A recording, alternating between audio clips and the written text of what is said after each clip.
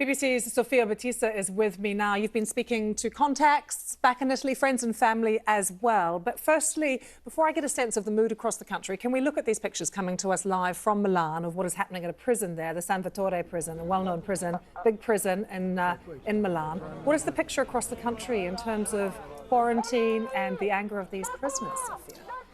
It's a developing story. There's not that much that we know so far. We know that on Sunday, riots broke out in 4 different prisons across Italy. And this was as a consequence of the new measures introduced by the government to limit the spread of the virus in Italy. So what the government did was to stop immediately family visits in certain prisons, which angered inmates. We know that in a particular prison in the city of Modena, about 60 inmates tried to set fire to the prison.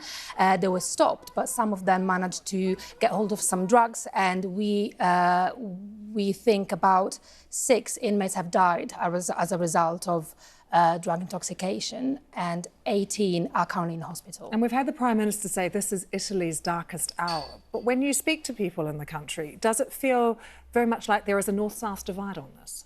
That's a really interesting point, actually. So I spoke to people in Milan who are, I would say, anxious, frustrated, they haven't left the house for a week. If you go for a stroll in Milan or Venice, it's unrecognizable, there's no one around.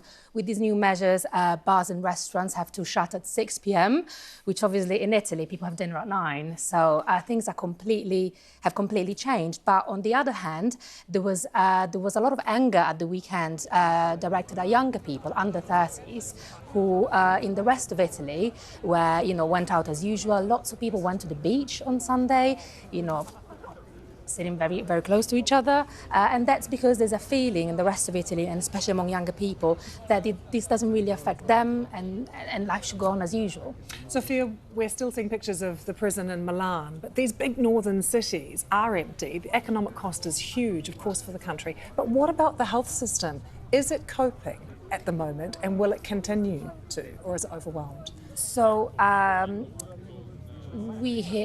it is overwhelmed. We hear that in the region of Lombardy alone, which is where the city of Milan is, there's about 400 people currently in intensive care. We hear reports that there are no beds available, so beds are being set up in corridors, in hospitals. There are no doctors, there's not enough doctors. And we're talking about Lombardy, which is the richest, the wealthiest region in Italy. So the fear is that if this virus spreads, which it is already, to the south, the healthcare system there is not equipped to deal with the situation. Really good to get those insights. Thank you so much, Sofia.